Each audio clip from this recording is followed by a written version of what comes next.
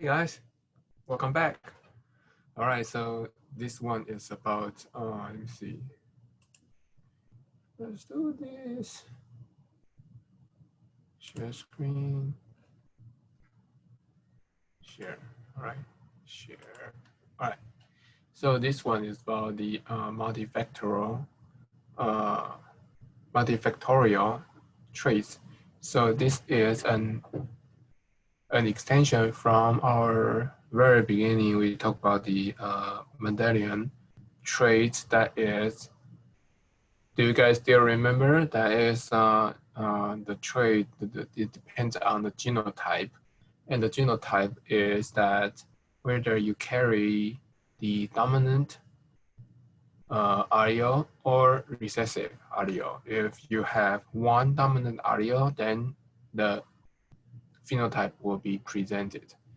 If you have one recessive, that's not going to be present the recessive one. Recessive one has to have two. So that is the Mendelian. And in that case, one gene determine the phenotype. Later we talk about the situation in the sex hormone, but sorry, on the sex chromosome. Um, so that's all related, like one gene determine or one chromosome determine the phenotype or any change or mutation to that one gene or one chromosome. In the sex chromosome, we talk about the XRY. That is one gene determine the development to be a male or female. So that's all about one gene, right? And but in most cases, in large population or in the most like situation, in the very general situation that the trace, the phenotype, is not determined by just one gene. Okay, so for example, there's no like a gene to determine uh, who runs fast, right? So there are probably multiple genes, affects the muscle, affects the bone, affects the reaction, affects the cardiovascular system, that determine the trait, the phenotype, because phenotype is a combination of so many things. Um, and so that's more like run fast or how tall you are, right? There was a picture like comparing 50 years ago people and people right now. General height are increased. We almost have the same group of the people, and but the nutrients affect it. So multifactorial, including multiple gene and environmental impacts, and all these can affect a phenotype. Okay, so multifactorial, just the terminology, that's definition. Multifactorial has multiple factors. Uh, we have multiple genes to cause the effects, and also the environmental impacts to cause the effects. All right. So before we move on to the whole different variation or different analysis, let's get the foundation right, okay? Because some students probably quite new to this field and the terminology is not very clear. And we are going to use this terminology quite often. So I want to make it clear again, okay? So basically I want to explain what is a gene. A gene is a segment here is a symbol of two chromosomes. So each person has two chromosome, basically paired chromosome one from mom, one from dad. And each chromosome contains DNA sequence. This DNA sequence has very long, but only a portion of it is used to get expressed to show the function or to show the purpose of that segment. And that specific segment is called a gene, G-E-N-E, okay, a gene. Now, that gene, and that gene can have a sequence to code. That gene has a sequence for a purpose, to code for a protein, to provide the coding for the protein, and that sequence can have many variation. Otherwise, we will have the same sequence, produce the same thing. We probably will be very similar. We will be all become like identical twins, right? No, it's not. In human population, just that segment can have a different, some variation, not very different, because we are overall still a human being, right? Though we are all different, but we are all very much the same. So there are some variety there, but the general function is the same. It's just the function differently. For example, here we use the plant color. It could be a little bit purple, a little bit white, right? So it's very much like our skin, a little bit darker, a little bit lighter. Even in your like neighborhood or in your like a tribe, right? Some people will have skin a bit darker. Some people will skin a bit lighter. So that's multifactorial, but the gene can have a different allele. Sorry, that's the term allele. An allele is one form, one variant, one variable, one sequence, and in the gene can have multiple allele. It could be purple color, white color, orange color for the flower. So that allele can be different. And not just that, we have two chromosomes for the same purpose. So we have two genes for the same purpose. So basically that in your body, you have two alleles for the same gene, for the same purpose. So that's the allele. I want to show you that's a gene. That sequence is a gene. Like this is the car, but there are so many different cars. Car is a gene. Different cars are different alleles. Okay. And another thing is called locus. Locus is the location of that gene, because we have 23 chromosomes. 23 chromosome has long sequence, right? So we have, this is called the long arm, this is called the short arm, and so that location of that gene is called a locus. So locus is the address. Say you want to know that where is the car department, location of that car department is the locus. Car is the gene. And there are so many variety of cars, but overall they are all cars, right? So different varieties are different alleles.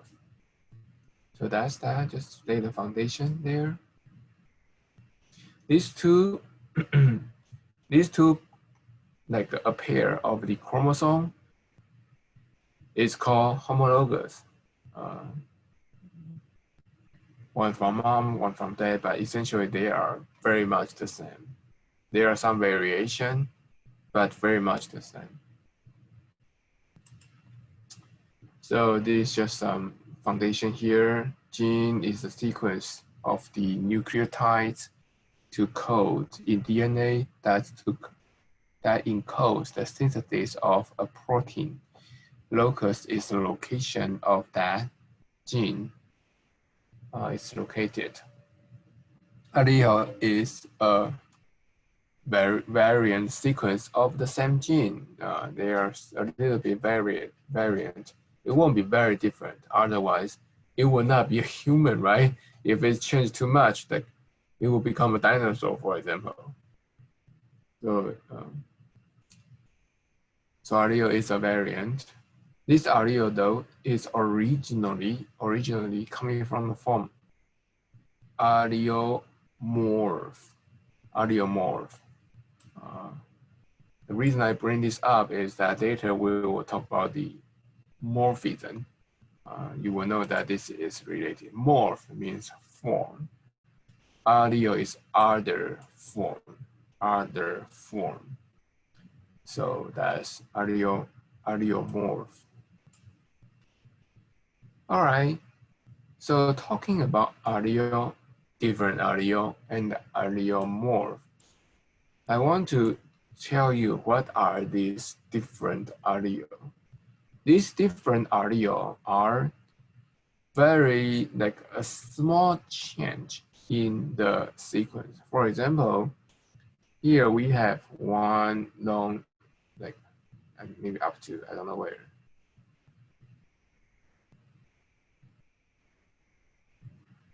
Somewhere, I don't know where to stop. But you can see that this one is from the parental, the father. This one is maternal from the mother, and there is everything similar, but in society, 51% of the people has a G here. 49% of the people has he here. So that's an allele, right? So in this person, it has two allele, all the same. This is called the homozygous allele, but they are 51% of people. They are still very much of a large majority of the people. But there are also some people use T here. So that's the allele. Now we have two allele, right? One is the G, the other one is the T, right? So that's the different allele. So that's the allele. This allele variation usually coming from this type of difference, that single nucleotide difference. And this type of difference is called single nucleotide polymorphism. That's why I want to show you the allelomorph. So each allele is other morph. And in our population, we have multiple morph, many different alleles. So that's the multiple polymorphism. Our body is an organism. Our gene has different type. It's called morphism, different polymorphism. All right. So it's short for SNP, SNP. And so that's the basic type of allele. And this leads to the idea that we are all different because we have many SNPs in our population. It's a single nucleotide polymorphism.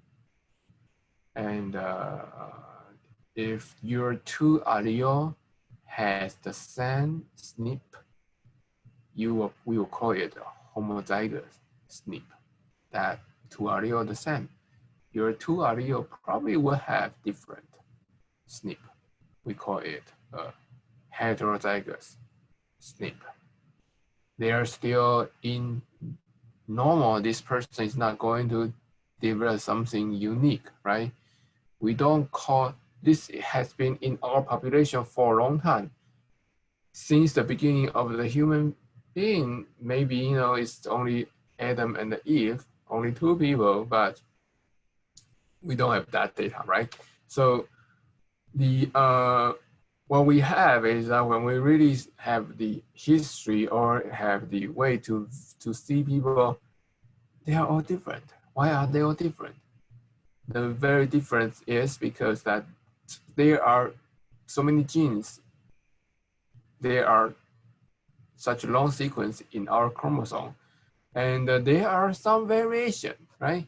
And this variation we don't call, it's a type of mutation, but it's not a type of mutation that we will call it a mutation. We call it SNP because they are changed, but they are not going to cause disease, and then they will survive, right? Because if you have a baby who is a little bit darker than you, right? Or a little bit lighter, or a little bit taller, or a little bit variation, right? Eyes a bit longer, hair is a bit more, and something like that. There are some variation there. That's a SNP, okay? So because when we duplicate our chromosome, that's so many, like I remember about a couple billion nucleotides in our chromosome. So there highly chance that one of the code will be different, will be varied. And if that variation is a mutation, if it's new, it's the first time happening, it's a mutation. If that variation doesn't really cause any functional difference, that person will survive, right? So that become one of our population, and that person will also generate its own offspring, and that SNP will be carried over and it will be gradually become a pool, right? The population pool. So that's the SNP. If this happens to become, if that mutation to become a disease, right? That person become weak or sick or cannot walk or cannot breathe or rely on or vomit or something, then we will call this as a mutation, right? And this mutation means that many times, if the condition is not okay, that mutation will not survive.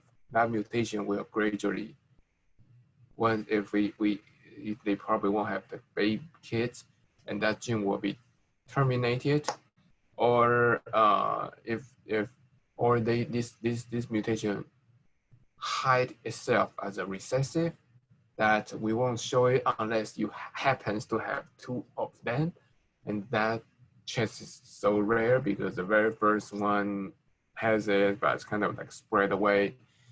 So that's called a mutation.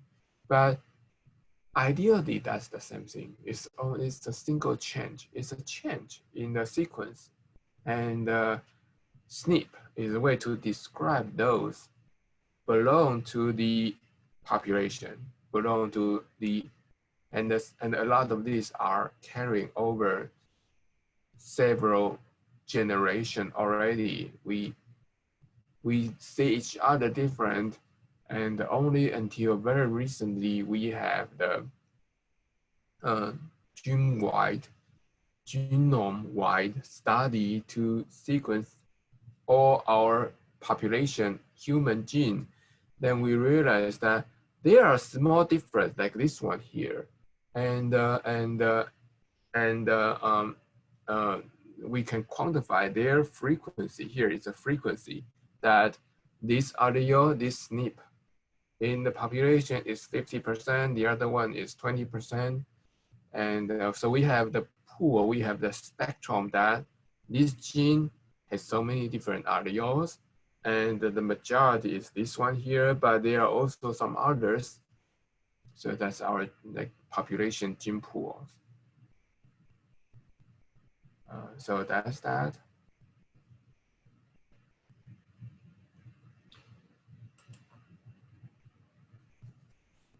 So that leads to another, a little bit deeper analysis, which is the frequency and penetrance. We talk about this when we talk about the Mendelian genetics. Here, we kind of expand that idea into the multifactorial multifactorial traits, right? So frequency penetrates are frequency is purely gene. So doesn't really matter whether the gene will cause disease or not. How many percent, what's the percentage of that genotype in our society, okay? So for example, this SNP is 51%, this SNP is 49%, and that's 100%. And we don't have others. And then here we have another SNP, 90% A, 10% C. So that's the frequency. That is the portion of that gene in the population. And that portion of a gene in the population can be kind of interesting, right? Because we can see this frequency as the whole entire human population. However, usually it's not the case, right? Because we probably has a lot of samples from America, a lot of samples from Europe, probably China too. But we don't really have a lot of samples from, say, Africa, right? Or like Alaska, or right, like North Pole, right? Do people live in North Pole? But I know that say there are a group of people living in like very north area, right? Or like Amazon, right? Amazon, not like Amazon is like crazy or Amazon, okay? So people live there, we don't have their gene. So in our frequency overall, it will be more realistic to talk about that frequency in a population, like 51%, 49%, and 100% is either GOT. This is in America, okay? This is the population. In this population, this, how many people in America? 200 million? Something like that, right? Or 2,000 million, 2 billion, I don't know. Let's see. Yeah, 200 million, right? Or 500 million. So in this population, that we probably didn't sample everybody, but we get the idea that America is kind of a mixture. We have so many affinity, people coming from the whole world. But say in the place where I was from, we are all Asians, right? So that will become very different frequency. That say if this is allele for black color hair, it will be very high in that frequency. But in America, that allele, the frequency will be maybe only 20%, 40%, something like that. So we will lead to the idea that frequency is the percentage of this genotype. Each genotype has its own frequency in the population, and so this would depend on the population that you are looking into. And so you have the idea that this allele is high frequency. This allele become like the major norm, we call it a wild type compared to the mutation, a unique one. So that's frequency.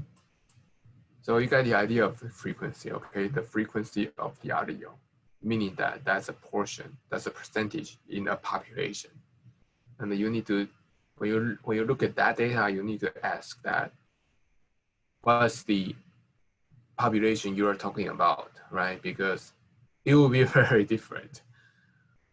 Black population, white population, Asian population, Latino population, even in Asia, I know that like island population, like Filipino population, or mainland population will probably be different, and the Indian population will be probably all very different, right? So that frequency will be very depending on the population. So that's the frequency.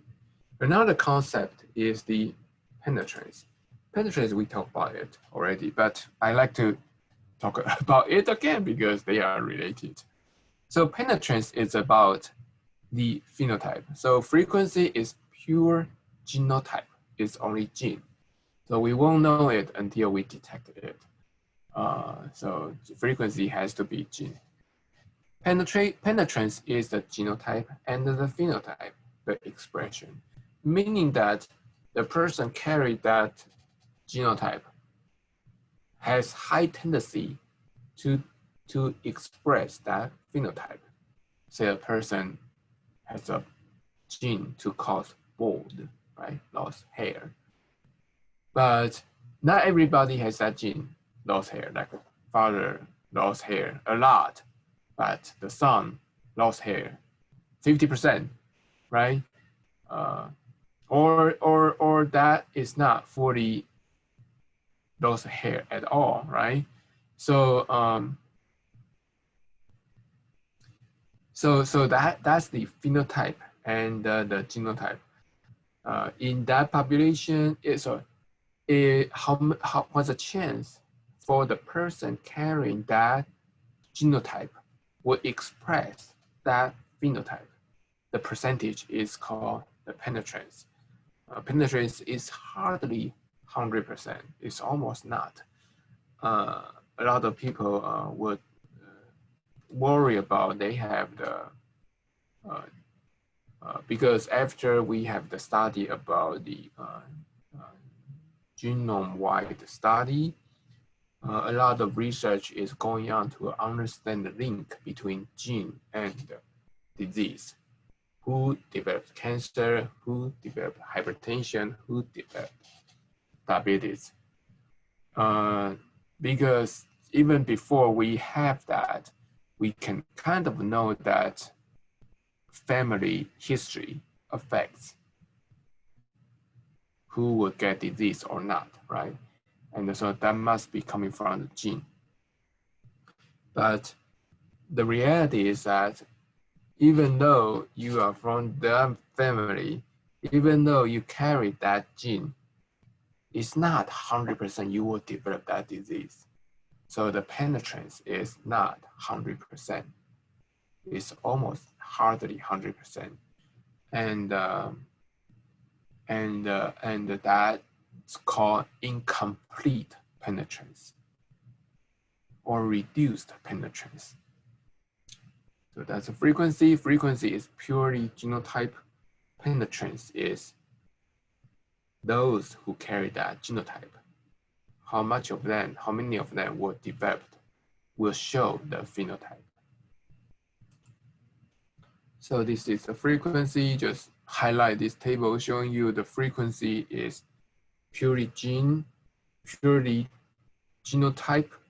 And we usually use this to describe the portion of the allele, this SNP in the population. And frequency and the penetrance. For example, we can use an example like BRCA.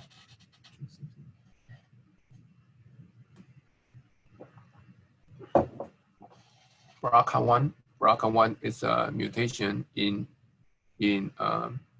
and this mutation is known to cause cancer. And very, very common, we get the idea that cancer is not purely random. If before we don't know that who will get cancer, we would think that it's purely random or purely lifestyle. Smoking causes cancer, so we thought that smoking is a cause. And if you don't smoke, you don't get a cancer.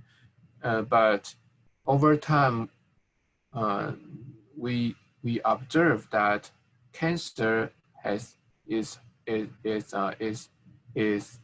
also depends on the history, family history, and so we kind of know that the family mothers has for example, mothers, aunts, or grandmothers died of the breast tumor, for example, breast cancer, for example, the daughters also has higher chance to get that.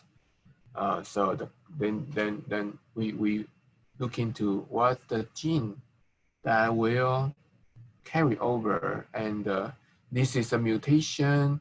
Mutation usually is rare, but because they cause disease.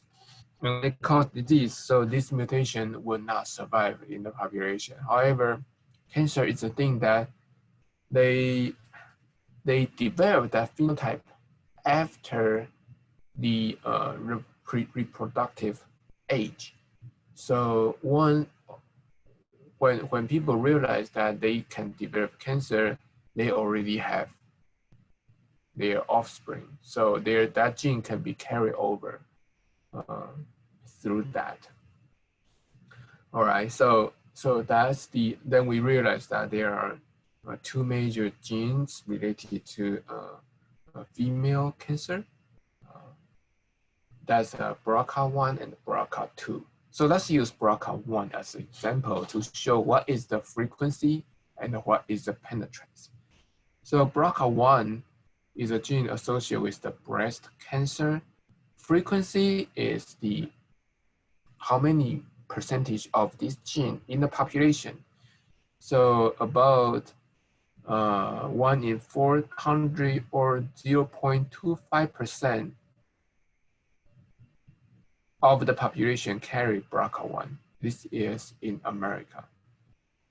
So the frequency will be, the frequency of this genotype will be 0.25%, because that is this portion in the whole population. And the penetrance is that even the person carry that gene, what's the chance they will develop breast cancer? So it will also be age dependent. At age 70, old enough, about 60% of these people who carry BRCA1 will develop breast cancer. So the penetrance will be 60%. So that's that.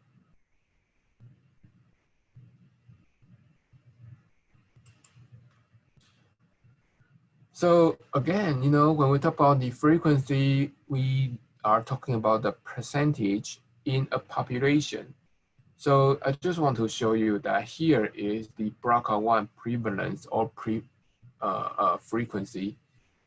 In Asian America, 0.5, white 2.2. So 0.25 we talked earlier is relatively low, right? So overall, it could be about like 1% or 2%, somewhere like that.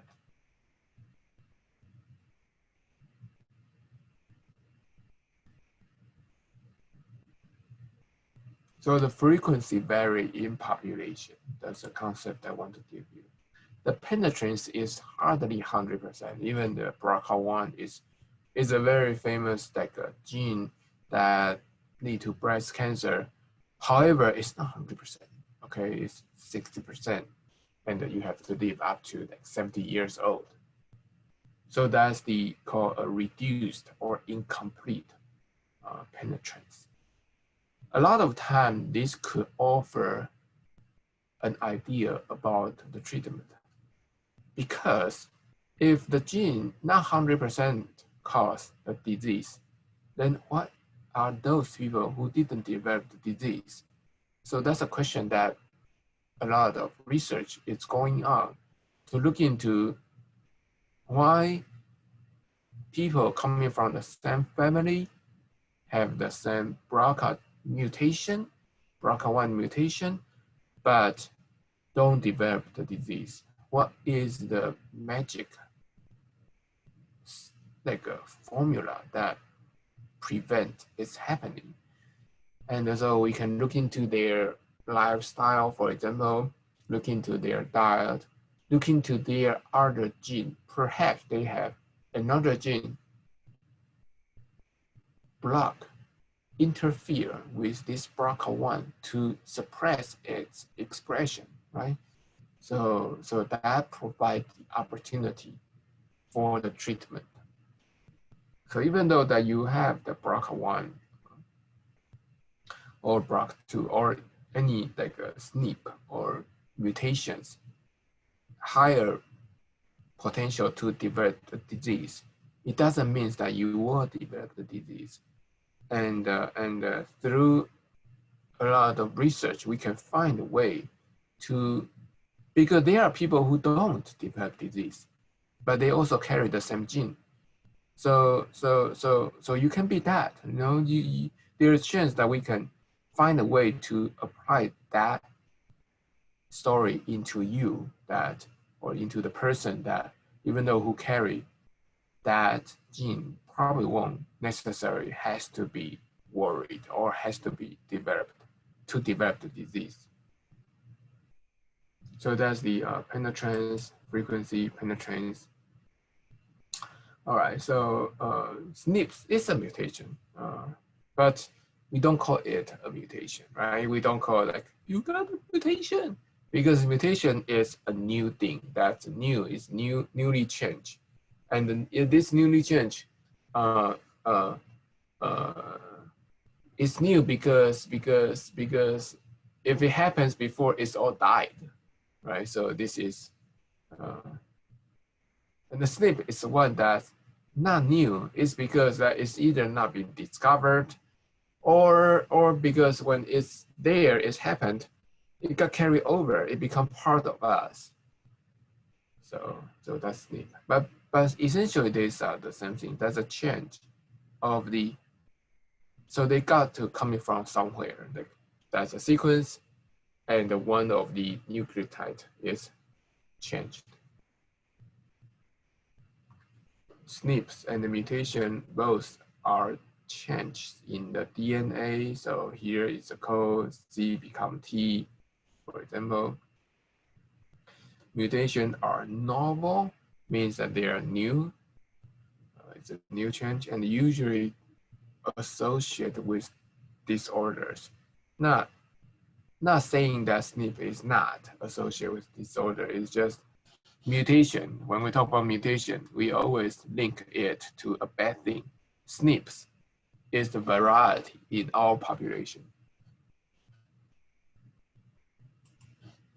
Here is a table showing you the comparison of SNP and the mutation. So these are all changes in the SNP is particularly single nucleotide polymorphism is a single nucleotide change. Mutation can be a large change, okay, but means that SNP is also a change. So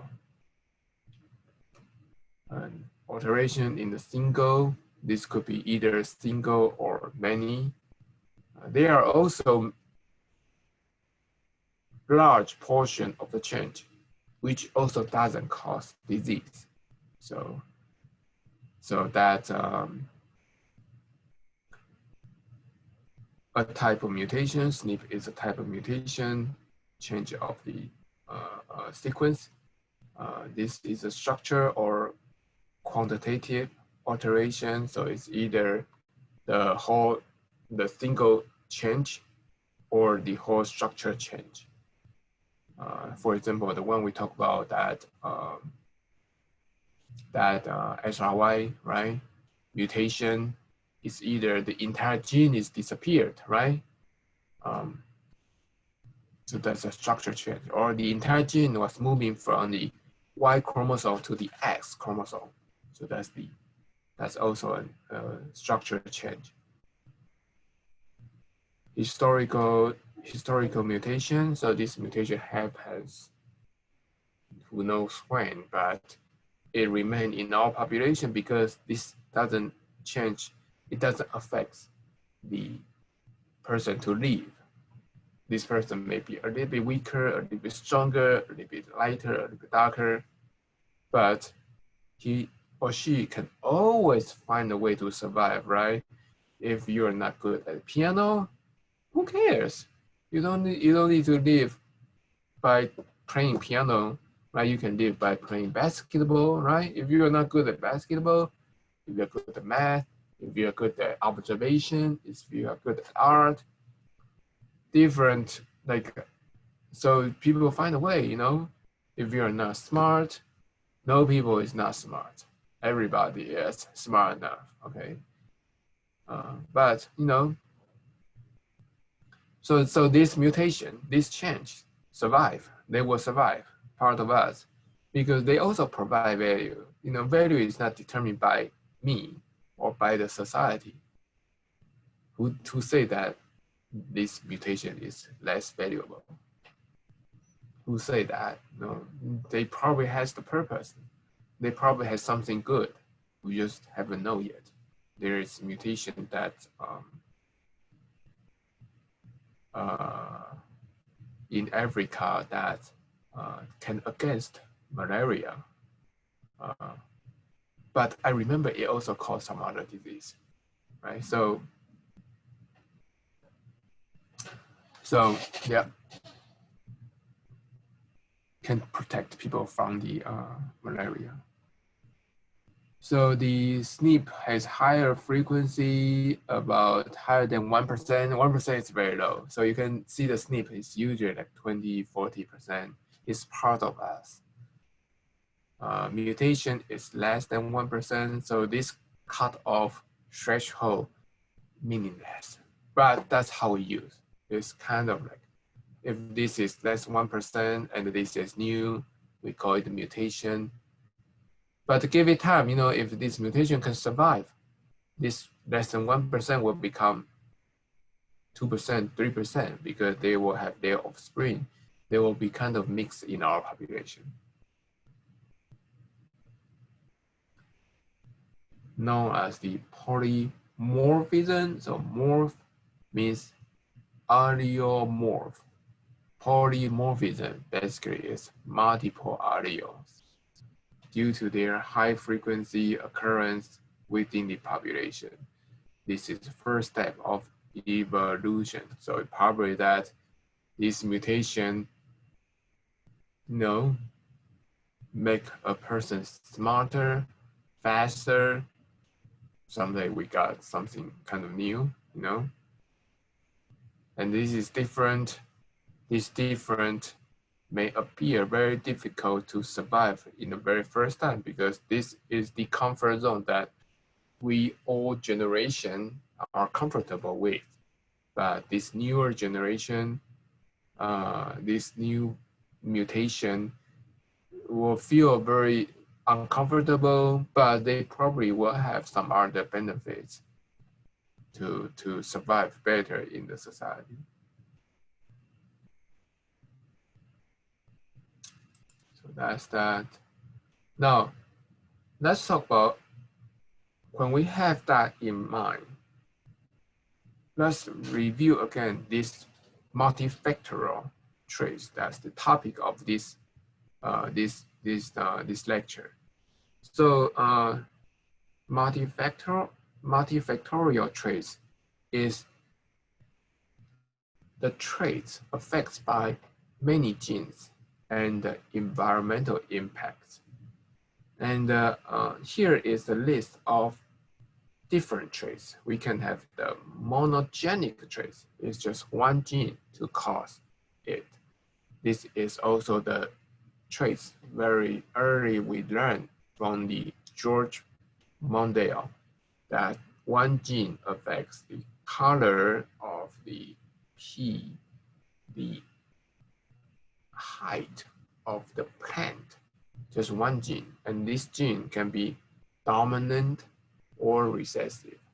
This is the monogenic traits. We also call it single gene traits or Mendelian traits. We also have these traits in human, like freckles, right? Like the hair, like a needle tip, something like that, or like an ear lobe, something like that, right? So that one gene can decide whether you have it or not. It's not multiple gene to affect it, it's single gene affects it. So curved hair or straight hair is one gene. But you know, when we learn better, we will know that this is not entirely true, because curved hair, there are people with very, very curved hair or a little bit curved. So this must not be just single gene, right? And but the idea is there, you know, one gene decide. So the one gene dominant or recessive.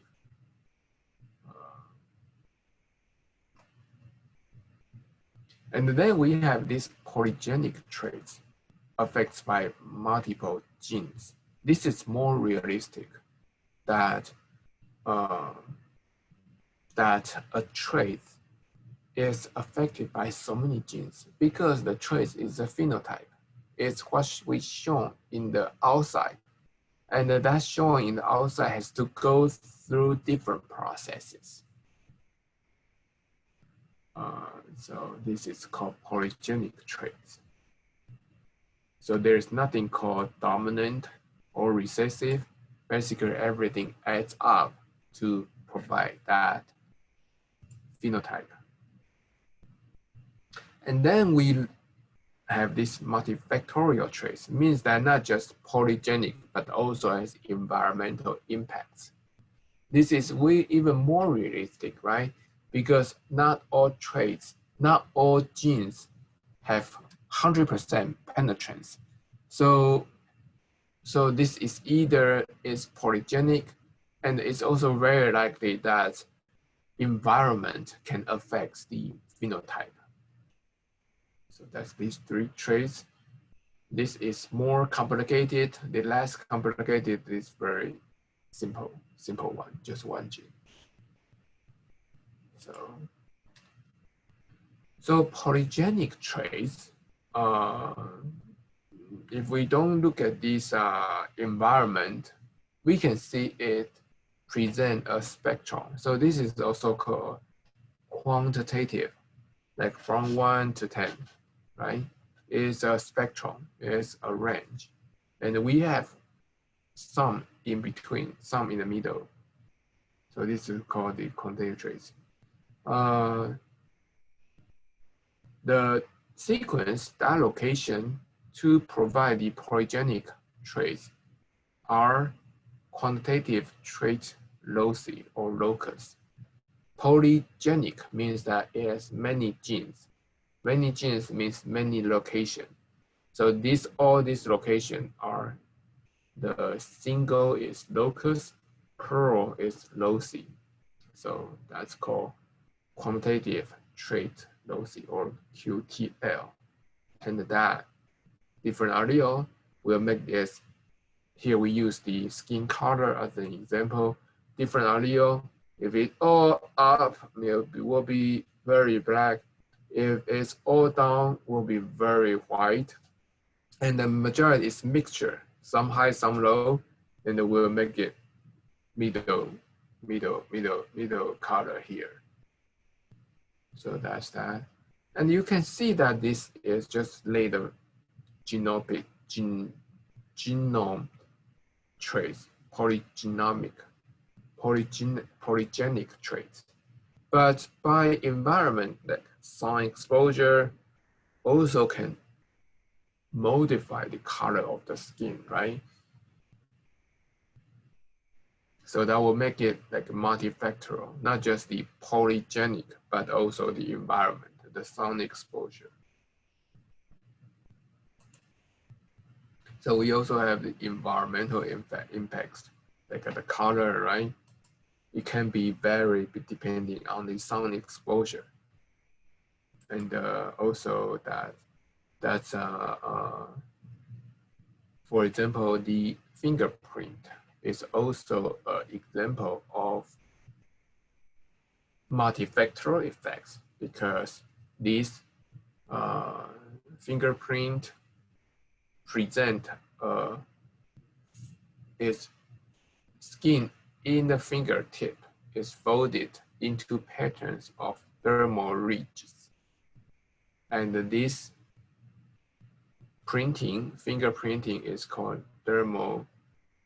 thermographics. And this, we can use this to identify individual, meaning that fingerprint has been used to determine this you is you, right? That's why we our cell phone use this fingerprint to identify you, right? It means that we all have very different fingerprint. Isn't it interesting? No one has the same fingerprint. Probably there is, who knows? But how do we develop different fingerprint? Are the everything coming from the gene? Do twins, identical twins have the same fingerprint? So that is because, no, they don't. That is because that this development of this folded skin is not just the gene, not just the multiple, not just the polygenic traits. It's also has environmental impacts to it. That's because during the weeks 3 to 6 of prenatal development in mama's uterus, that they touch, and that touching can alter this pattern. So the environment could make it change, can alter it. And that's why even the identical twins will have to have touching it differently, right? And that will fold it differently. So that's the example. Now, another topic is called risk. When we talk about phenotype, this is purely phenotype, the risk of that phenotype in the population. So it's very much like frequency. Frequency also means the portion in the population. Frequency refers to the genotype in the population. Risk is the phenotype in the population.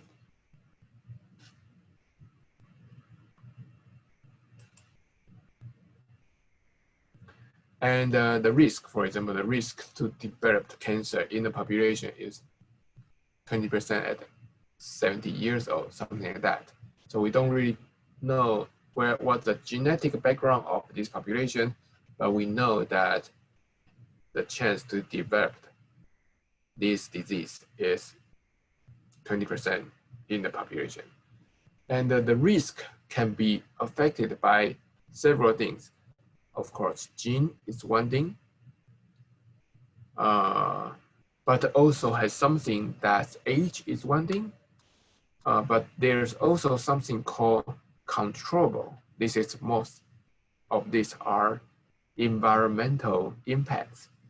Diet, hypertension is controllable, arguably, though.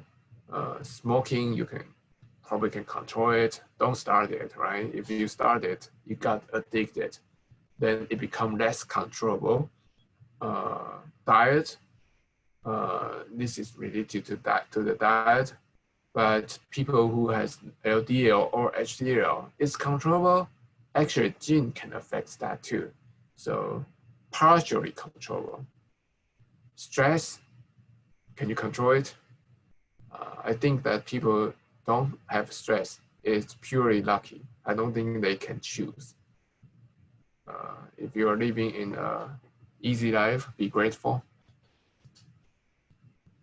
But we can try to reduce the stress, right? Insufficient exercise, you probably can do better than that. Do better in the exercise. Regular exercise is important.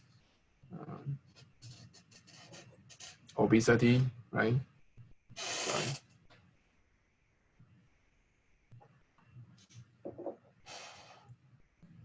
So we have the risk factor to affect that risk, the chance to develop the disease in the population.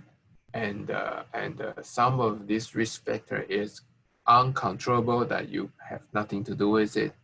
Some of this, even though you cannot fully controllable, but you can, there's a window, there's a possibility there that you can do something with it.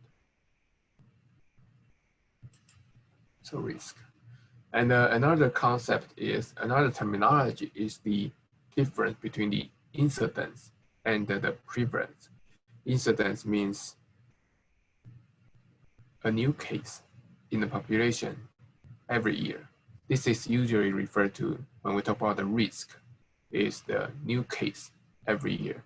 What's the risk is that each year, how many of these people will develop this in this population.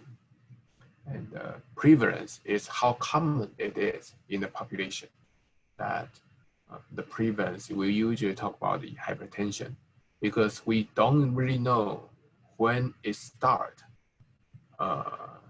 But it's easier to say that the prevalence of the hypertension is 30%. That's how common it is. Besides hypertension, people develop hypertension won't die immediately. So that prevalence is a good way to estimate how common it is in this population.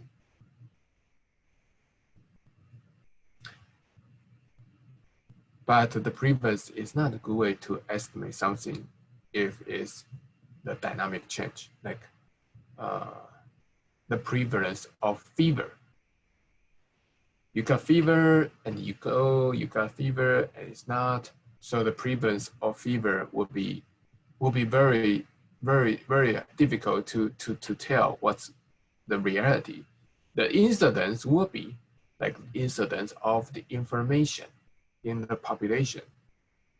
People coming to the hospital got very severe information. Then we have this data and we can say that the incidence of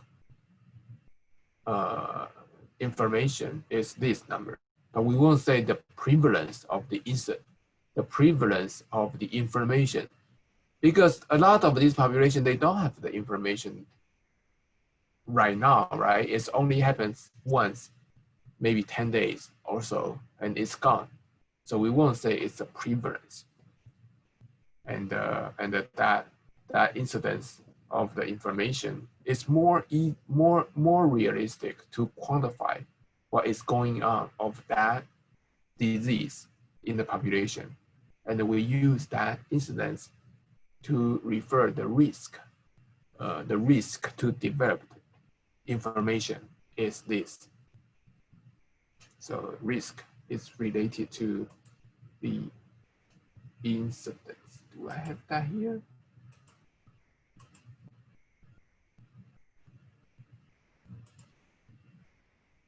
Yeah, risk.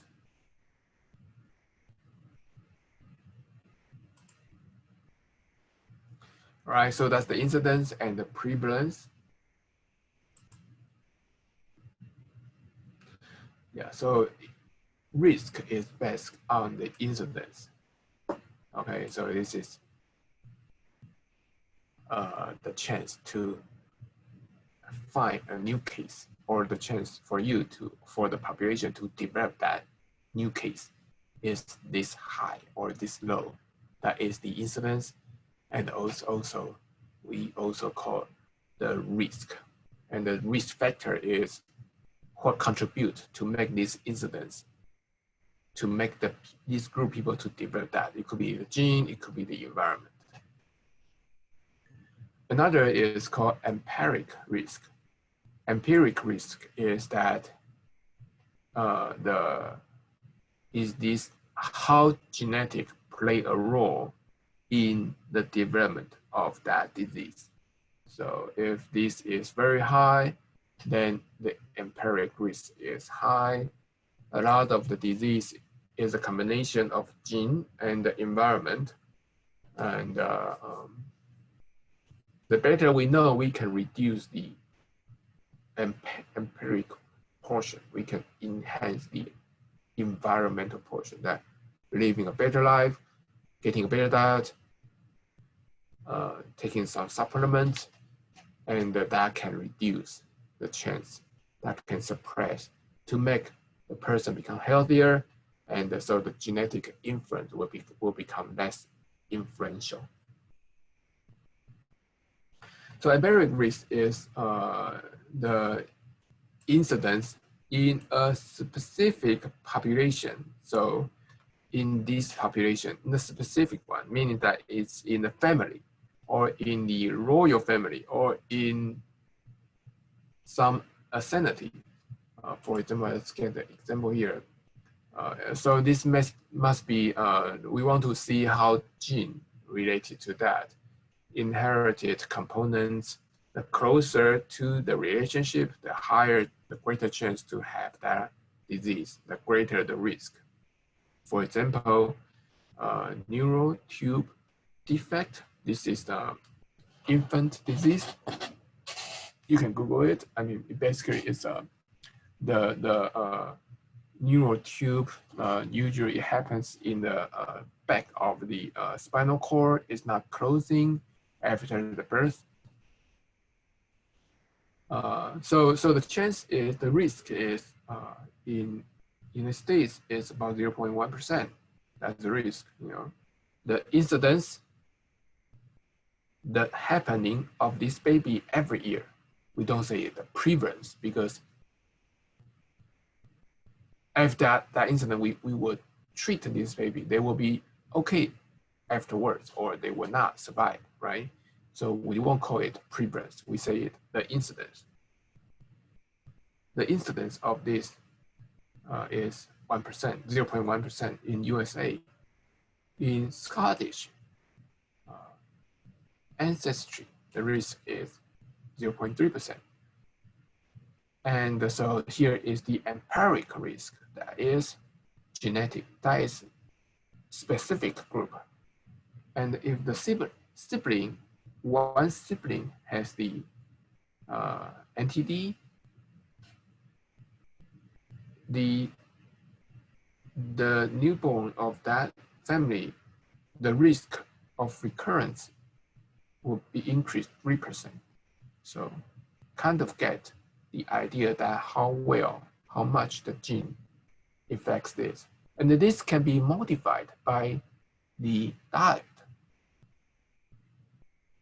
Perhaps a better diet will reduce this 3% to 0%, that we basically can provide a good nutrients to the mother. So the chance of develop this one is not gene affected. Or maybe it is, but it will change from 3% to 2% to 1%.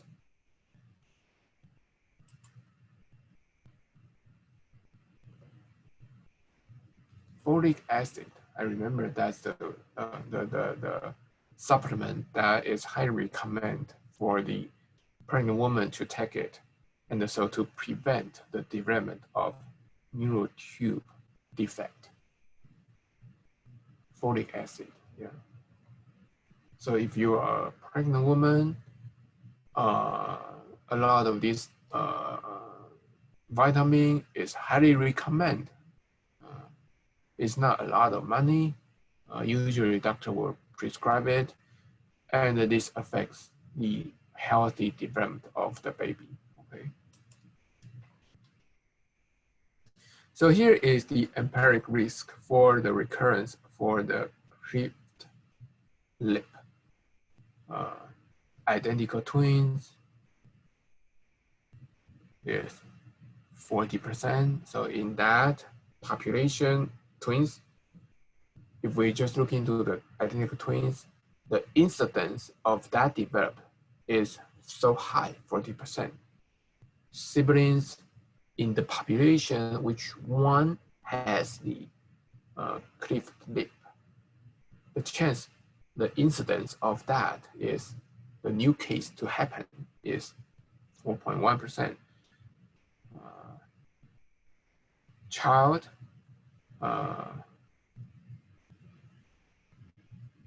it's probably the same thing, right? Siblings, child, niece, nephew. That is, you know, if your nephew has it, the chance you get it is 0.8%.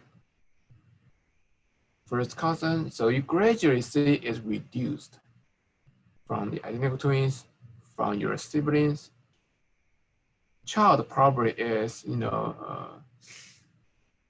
different mother, different, maybe. So say, child is your offspring. Okay, so if you have it, your child have it is 3.5%. Sibling is that if your brother or sister has it, the way that the chance you have it is 4.1%. That makes sense. And this is further away that if your cousin have it or if your nephew has it, the chance you have it is 0.8, 0.3 to general population become 0.1%. So we see this is genetic related, and also this lead to the idea that the closer relationship, the higher risk this will be developed. So this is called an empiric risk. This is very, very like strong relationship to the genetic similarity.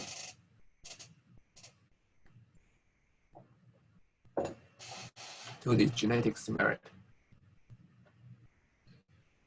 And this leads to a term called coefficient of relatedness.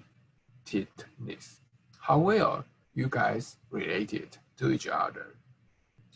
This leads to 3 degrees. 1 degree is the closest one that basically share 50% of the gene in general, like you and your siblings, you and your parents. You get 50% of gene from mom, 50% from the dad. Your sibling will also get 50% from mom, 50% from dad. You and your sibling and you and your mother, your father, very much has good 50% overlap between each other, okay? And so your coefficient of relatedness is 1 degree. You all have 50% overlap. You all have 50% overlap with your mom, with your dad, with your siblings. So that's the closest relatedness. That's 1 degree. And then you and your uncle, aunt, niece, nephew, that's only 25% of the overlap of your genetics. That is called 2nd degree. And further away, your first cousin, first cousin to first cousin, further away, your grandparents, that will be lower, right? So that's 3rd degree. So that's the coefficient of relatedness.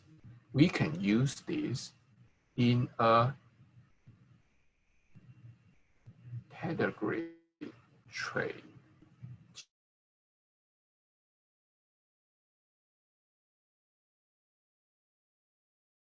We can use this in a pedigree chart and to estimate the risk of the related person.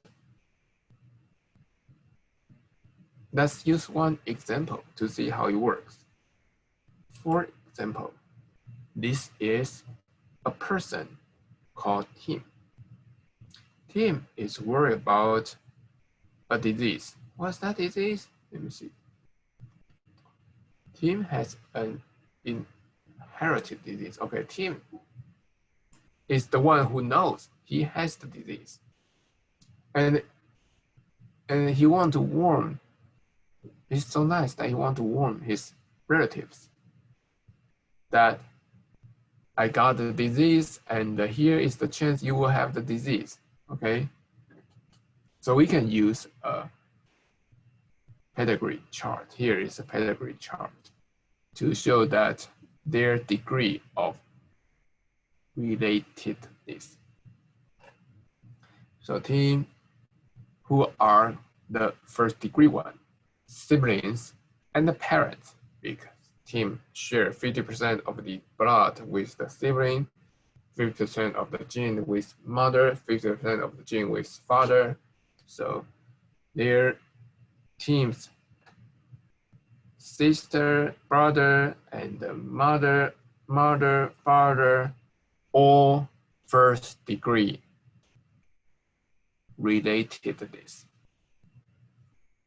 And then further away, mother's brother, right? Its mother's brother is only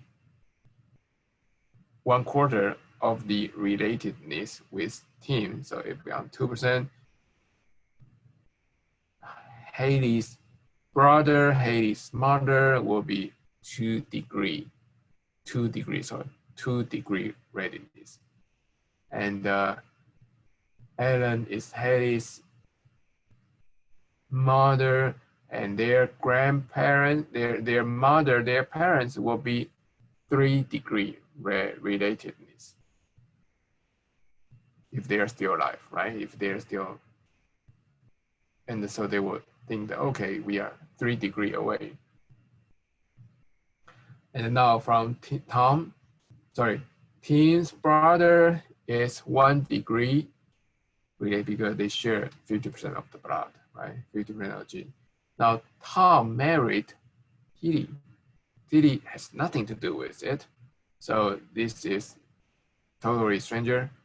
And Tom's kids will share 50% of the blood from Tom. So they are 2nd degree relatedness.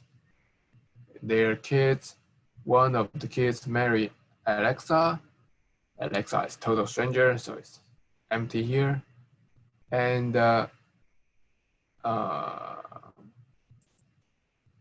Elliot's kids will have 3 degree relatedness, because that Ricky shared 50% of the gene from the Elliot. So that's the chart. We will practice this, okay? I'm thinking about it, but we probably will practice this as an assignment. So I will give you one, and then you basically put the number up to it, something like that.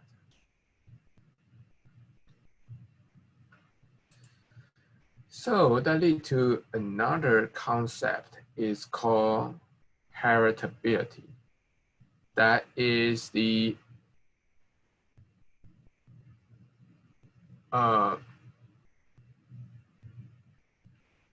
how much this phenotype is coming from the same family. If this purely genetic, this will be heritability will be 1. But a lot of time you know that a lot of this phenotype is not genetic. It's multifactorial, meaning that environment can have influence. It could be the single gene effect called monogenic trait. It could be the many genes effect called polygenic traits. But either way, it won't be 100% heritability, right? It won't be, if it's 100%, the penetrance will be 100%. And usually it's not. Usually it's incomplete penetrance. But the heritability is to show that how much this is caused by the gene family history. So this multifactorial traits, multifactorial polygenic, multifactorial is already polygenic. So multifactorial polygenic traits can have influence from, so you can see that this can be a spectrum. Highly environmental variance will be right here. Very much like a cavity, right? Tooth cavity. That perhaps there is gene that people can develop the tooth cavity easier or less easier, but the hygiene, oral hygiene plays an important role to prevent it. So that's environmental variant. We can also have some traits that's more genetic influence. So it will be more green, such as the BRCA1, right? 60% of that gene, the person carry that gene when they live up to 70 years old, they can develop breast cancer. So even though it's still here, but it's very green, right? And the genetic variance, genetic effects, genetic influence can be polygenic, could be monogenic. If it's monogenic, it will be dominant allele affects it, but this is very few. It could be polygenic. Polygenic will fall into these two categories. It could be the additive effects. Like you have, like when we talk about these multi-polygenic alleles to affect the skin color. So they add up, right? If you have one, that's one a little bit dark. If you have two, a little bit darker, so it adds up. And in the middle is some up, some low, but overall we have that spectrum. So that's that additive effect. And this is all recessive, it means that they don't dominate. Or it could be epistasis. Epistasis means that one will suppress the other. Like if I'm whole, if I'm high, you will be suppressed. This usually can be used to explain why this tumor gene cannot have 100% penetrance, because in the body, we probably have another gene to suppress it, to prevent it express. It's called a modified gene to suppress it. So this is called the epistasis.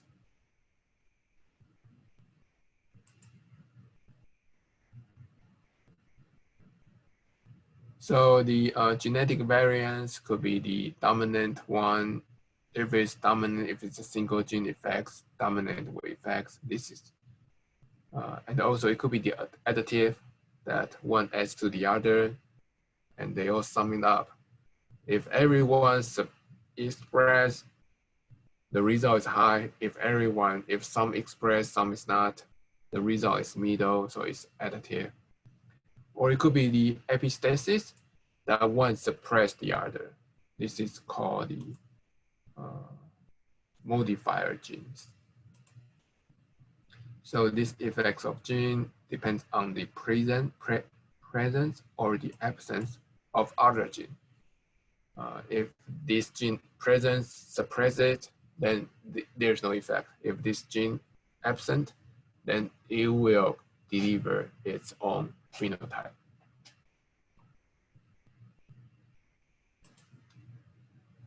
So this is a little bit summary that we learned about several things, right?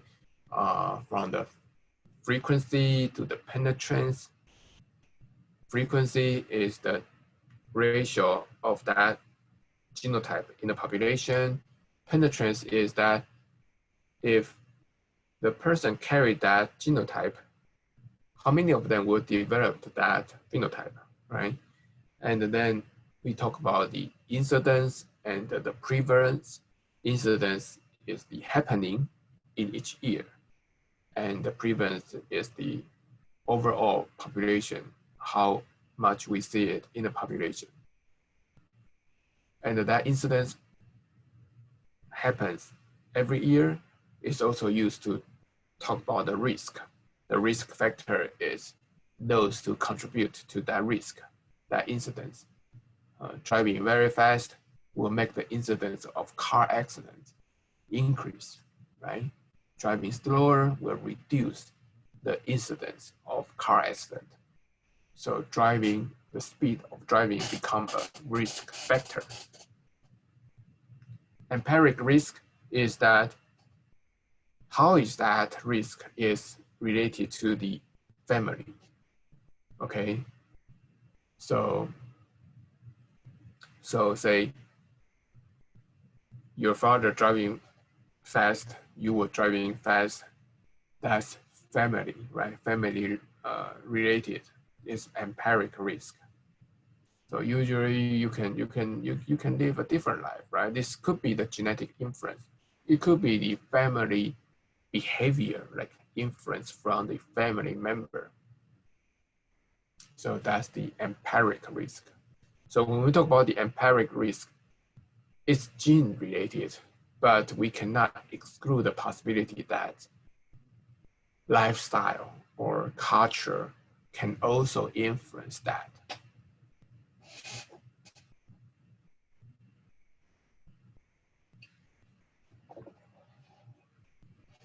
So that's the empiric risk.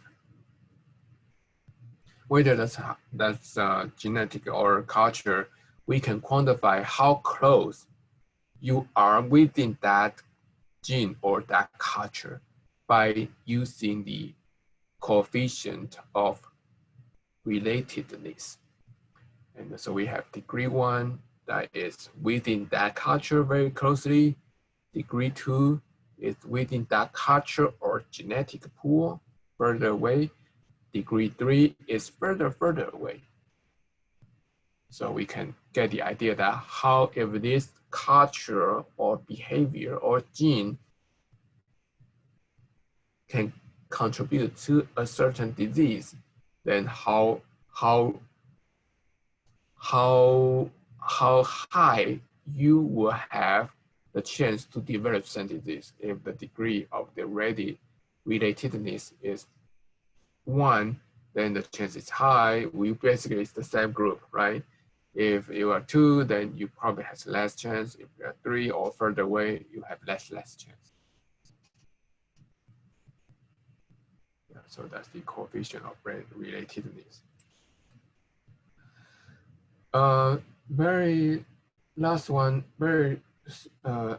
there's another concept, it's called the concordance. Concordance means that the twins, the identical twins develop the same disease. The chance of the identical twins to develop same disease is called concordance. It's just it's a term. So the concordance values, this one can, by analyzing this, will give us an idea that how much of this disease is caused by gene. And again, this number can be suppressed. This number can be reduced by better understanding of the disease. For example, that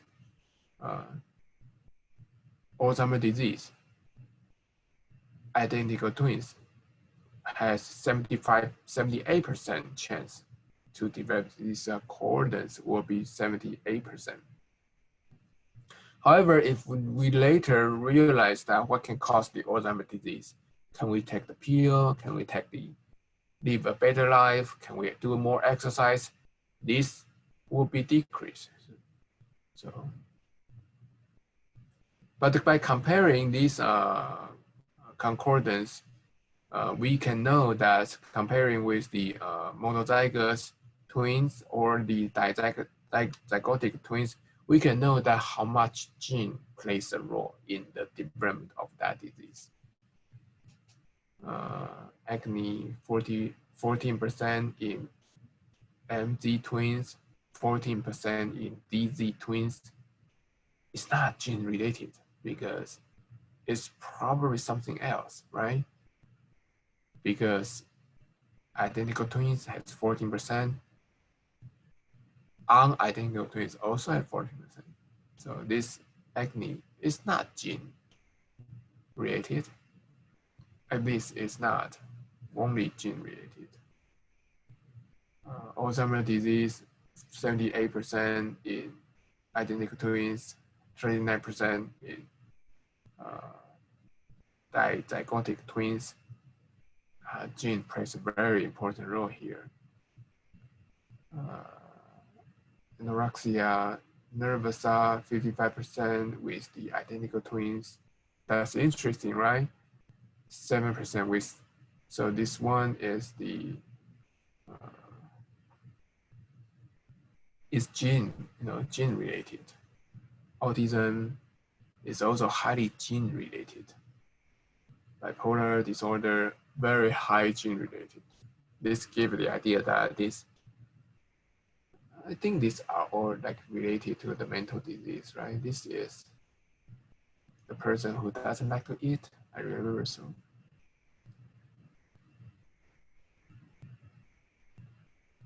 And so this is not only mental, this is highly gene related. Cleft lip, 40% identical twins, hypertension, 62%, but 48% in the innate. So this is gene related, but not that strong. Schizophrenia is also very high gene related. So using that, we can get the idea that how many of this disease is so influenced by the genotype. And then we can do more research to see that what exactly in this gene cause this disease. And then we can try to find a way to treat this disease. So this lead to the recent, not exactly very recent, it's been almost 10 or 20 years already, the gene-wide association study. This one is to identify genetic, like SNPs, the SNPs patterns, SNP pattern, and the disease or disease. We don't know whether that's gene related or not, but we basically pull data together, like this one here. People with disorder, we get their DNA. Their DNA are very different, have a big spectrum, and this group is the without the disease. So we kind of match them, compare them, and see how much similarity they are and how much difference they are. So we can identify the difference portion and use that as a marker to say that whether, even though we don't know whether how this difference caused the disease, we can say that this difference could be the marker of that disorder. Then we can identify the disease specific SNP, because here is a pool of the injured people. This is pool of the healthy people, and this SNP highlight up because they are very different from everything else is very similar, but this portion is very different from this portion. And so this is the disease specific SNPs. So basically here is just one example that we have gene, right? GCAT a lot, and also from the non-tester. So this is the allele to distinguish people who don't have the ability to test PCC, cannot test it. And then we can identify what's the difference, what is the allele difference in this group, and compared to the people who can test.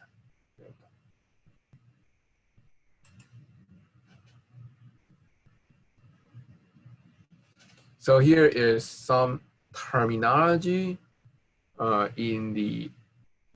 we do the multifactorial traits analysis. we can analyze its coefficient of relatedness, concordance, how well this happens between identical twins or zygotic twins. Empiric risk, the risk happening in the same family, not family affinity. The gene-wide association study is a study to compare a pool of the data. Usually it's like a couple million and a couple million here, and compare whether this portion has the disease-specific SNPs. That's very different from the control group or healthy group. Heritability is to see that's coming from the same family.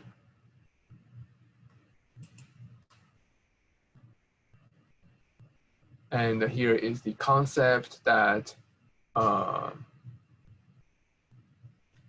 we can study these traits by looking to their relationship with the family, and also compare that biological parents and adoptive parents to see